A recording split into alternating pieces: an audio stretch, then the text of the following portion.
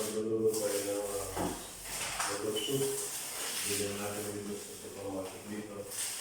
Ito sa Chinese supermarket natin dito. Alright. Ito na. So, ang ingredients na natin, bumili tayo ng powder soup. Binili natin ko sa Chinese supermarket. So guys, masarap ang lasa nito. And ang ingredients na natin, itong asin, bechin, at sibuyas lang guys. Okay na to. Yan, nandito na yung ating kaldero. So, ihiwain natin guys itong sibuyas. Talagang meron tayong soup na mahigo. Yan. Ito yung natin, ihahalo. Masarap na ng lasa nito guys.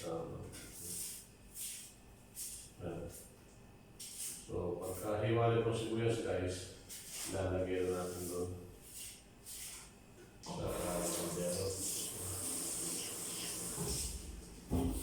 Ito muna sibuyas.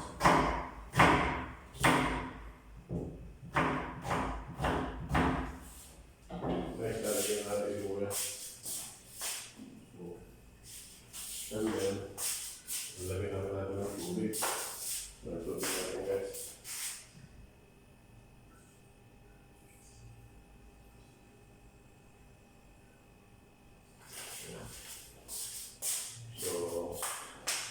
Lalagyan natin itong sa peraso lang po guys, marami. Yes, sa peraso lang po, okay ito. So ngayon, isisindihan na natin itong kaya natin guys. Yan. Yan, pakukulaan muna natin siya. Yan. Pagkukulaan pa natin ang tubig.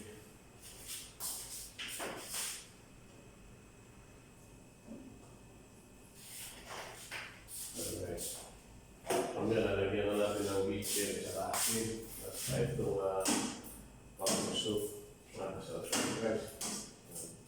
Kukulan lang muna natin siya. Meron lang tayong soup. Medyo ito. Nandito ako ngayon sa sa Total Living West Africa. So meron kami project na ginagawa rito. Ito pa rin yung company ko dati sa UAE. So, kasi pandemic tayo, na-start yung project namin sa UAE. So, after the pandemic, ito 2023, napasama ko dito sa West Africa project. So, meron na experience sa trabaho na yan. Kaya, yan. So, magawa nyo na kami dito sa October 2. Lagi na kami dito sa West Africa. Medyo nagkakaroon din ng dito dahil lahat kasi ng aking mall. May supermarket din na isa na malaganda. Yung supermarket na nagbibigay ng mga pagkain.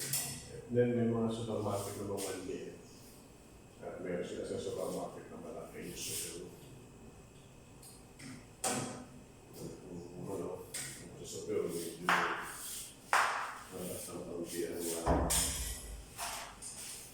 presyo ng mga bilihan. So, okay naman. And guys, lalagyan na natin ang powder soup. Yun.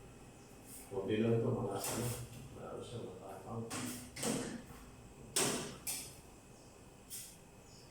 Pag kumulo ito guys, lalagyan na natin ito. Lalagyan natin ng bechin at saka ng asin na tamang-tama lang yung nasa. Hindi ko nalagyan ng bawang kasi yung powder soup halos kompleto na rin siya. Kaya lang, kailangan din natin ng bechin sa asin para mas may lasa ng konti. Sarap ito. Kapag-luto na ako minsan, ating sarap siya. Malasa yung powder soup na ginagamit. Hindi ko dito yung sa Chinese supermarket. Meron din dito Korea supermarket. Asian ingredient na nila Asian. Meron supermarket, pabili ka rin ng mga tinapay, yung kaya siyempre, iba rin yung Asian, no? Yung kinakain natin na ikot yung pagkakaiba.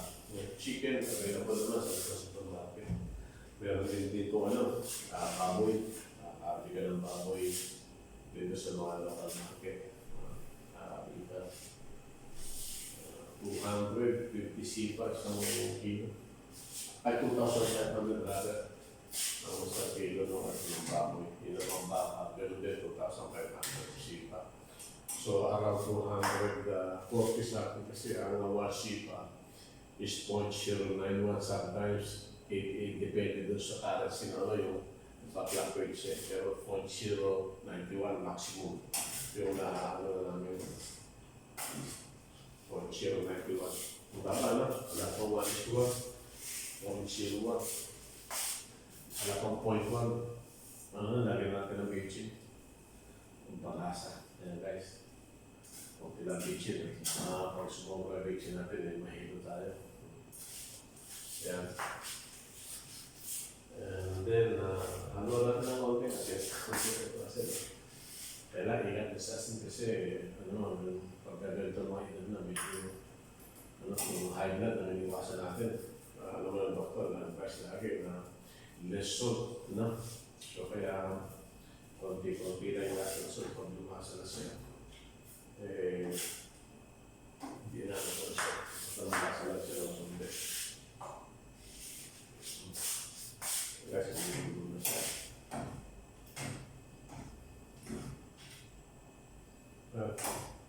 So, doon lang natin ito lang nahapunan ko. Ngayon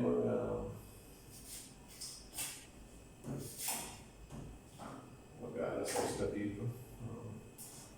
Mag-aalas 6 ng hapon. 6 p.m. So ang difference sa Pilipinas and 7 hours. So ngayon, so 6 o'clock dito sa Pilipinas, mag-3 o'clock na So tama, No. 10. Well, 8, 10. 1 o'clock. Magawa na pa sa Pilipinas.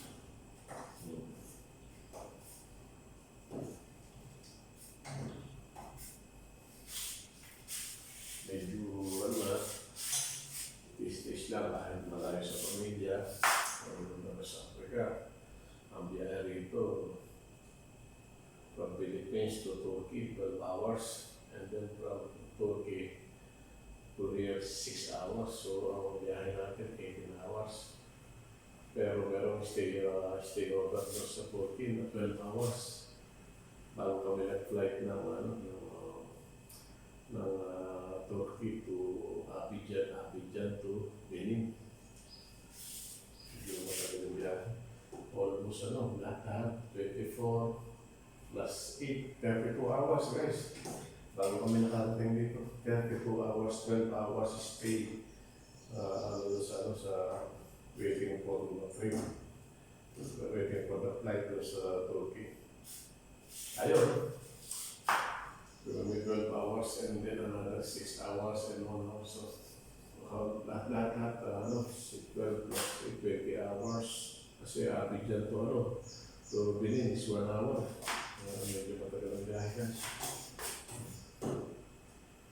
Yan, maluluto na siya. Tingnan natin. Yung sabaw.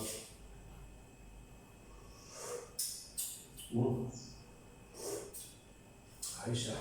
Ayun guys, Ayan. Pagkakita lang siya rin, malambot. Ayan, luto na siya. So, pwede na tayo kumain ng surprise. Yan, luto na siya. So, medyo kulang sa asin. Okay na yun. Maglalagay na ako ito. Dito na ako kakain guys. Yan. Ito na yung aking yung matitira ay pambukas ko na yun. Ay, sobrang kaya